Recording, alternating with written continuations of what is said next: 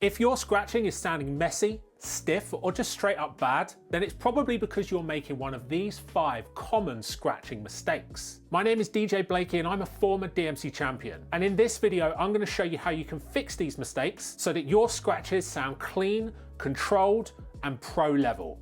Let's get into it.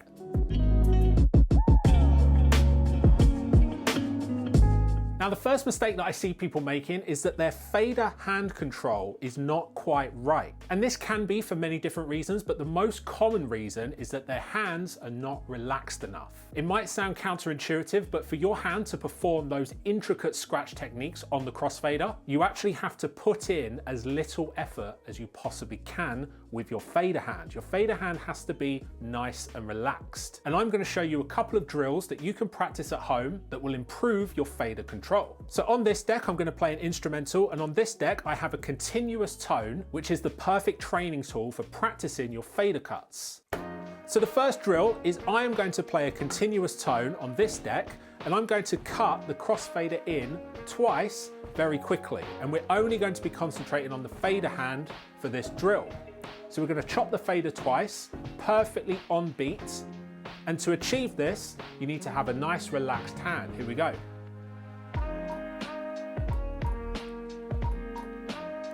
So if you look at my fader hand there, there's actually not a lot of effort going into it. So the fader hand is just doing this with a very relaxed hand, just gently tapping. And when you're comfortable with doing it twice, do 3.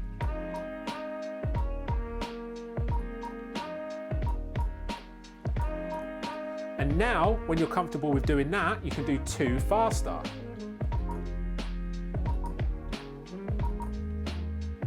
And then 3.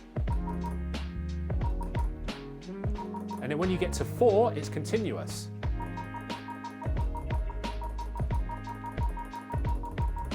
Again, my fader hand is very relaxed. If you tense up your fader hand, then you're not going to be able to perform this drill. So this is a great one for getting that fader hand nice and relaxed. And trust me when I say that will make the far more complex scratch techniques way easier to learn. Another drill that you could do is using the up fader. So I'm going to play this continuous tone again, and I'm going to use the up fader to bring the volume up and then all the way back down, and then I'm going to bring it up but slightly less than last time, and then back down and continue that rhythm like this.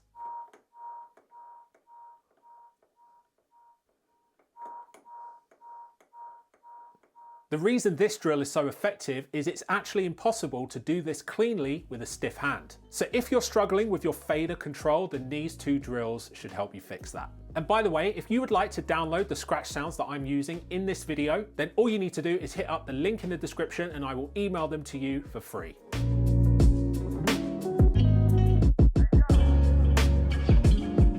Another common mistake that I see people making when learning to scratch is their hand on the record is too stiff and it doesn't flow enough. And this is just going to make your scratches sound tense and sloppy. So for this drill, we're going to be using sample number 4 on my free scratch sample tool.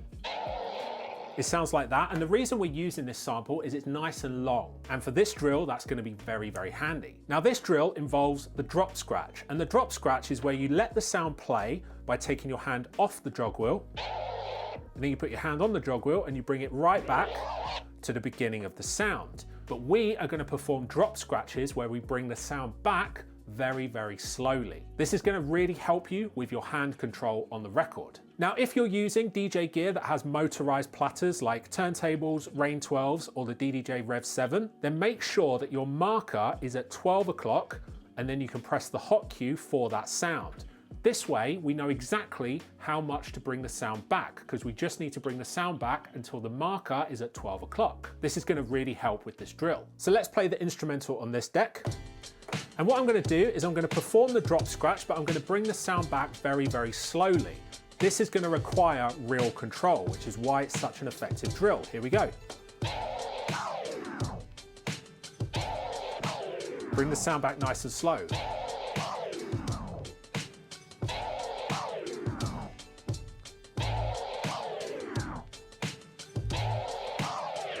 And you really want to make sure that you let the sound go perfectly on beat. Another drill is to use 2 hands.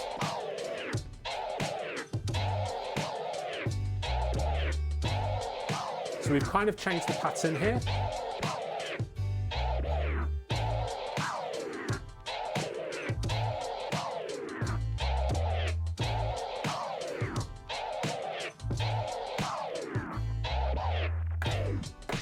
The reason this drill is so effective is you have to have a relaxed record hand to pull this off cleanly. So if you've been struggling with your record hand not having that nice clean flow, then that drill should help you out.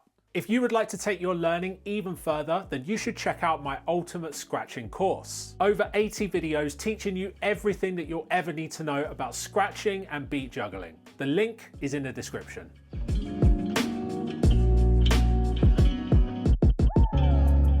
The next most common issue that I see is a lack of timing and groove. A lot of DJs, when they start practicing scratching, it's too robotic and it's too stiff and it doesn't have that funk to it. I'm going to show you how to fix that. So in this drill, rather than scratching perfectly on beat and very quantized, we're actually going to introduce some real rhythm and funk and flow to our scratches. So for this drill, I'm only going to be using chirp scratches. So let's play the beat on this deck, and I'm going to show you how you can practice your scratching and actually attempt to intentionally go off beat. When you think of some of the best drummers of all time, they don't drum perfectly quantized. They have their own individual rhythm and funk to their performances. We're going to try and inject some of that into our scratching. So let's play the instrumental on this deck, and we're going to be using scratch sample number 3 on my scratch sample tool, and I'm going to do some chirp scratches and I'm going to intentionally make them as offbeat as I can.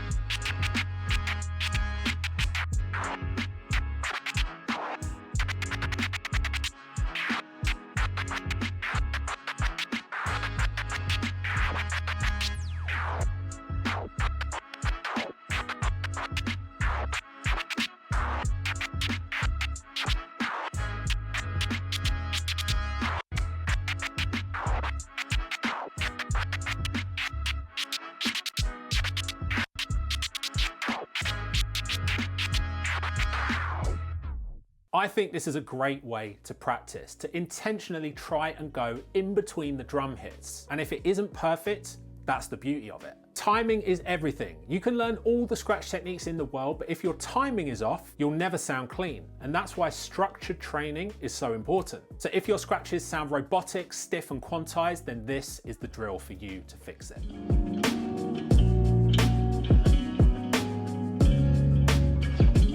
The next common mistake that I see people make is they scratch too much. And often when it comes to scratching, less is more. Some of my favorite scratch DJs in the world, they have the right technique, but they also don't overdo it. So in this drill, we're going to focus on making sure the technique is clean and precise, but that we don't overdo it with too much scratching. So for this, I'm going to be using scratch sample number 1 on my scratch sample tool, and I'm going to play an instrumental on this deck, and we're only going to perform chirp scratches and transform scratches.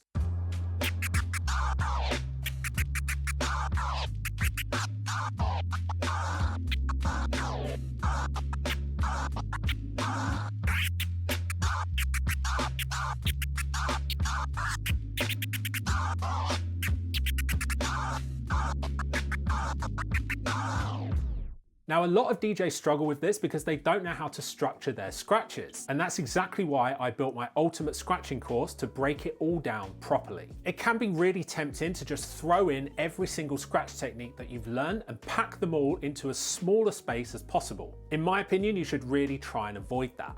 Focus on performing the scratches as cleanly as possible, because at the end of the day, that is going to sound better than trying to do the most complex thing that you could possibly do and not quite pulling it off. I think the tasteful, less is more approach is the way to go when practicing your scratching.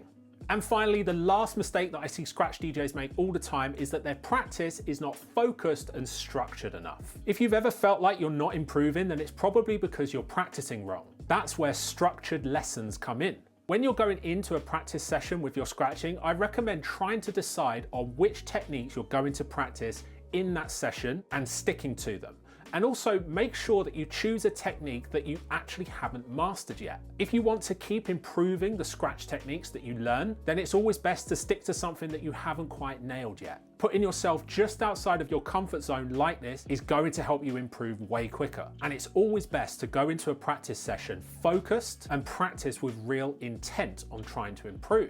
Practicing in short, focused bursts is way better than practicing for a long time where you're just practicing things that you already know how to do. If you stick to this advice, I guarantee you that your learning will accelerate at a rate that you've not seen before. A lot of DJs struggle with this because they don't know how to structure their practice. That's exactly why I made my ultimate scratching course. If you're making all of these mistakes, then don't worry, I did as well right at the start. And my course contains all of the advice and all of the knowledge that I wish someone had told me when I first started scratching. I break this down with detailed step-by-step videos covering every scratch technique that you could ever wish to learn. So if you're serious about getting better, then hit the link in the description and start learning the right way today.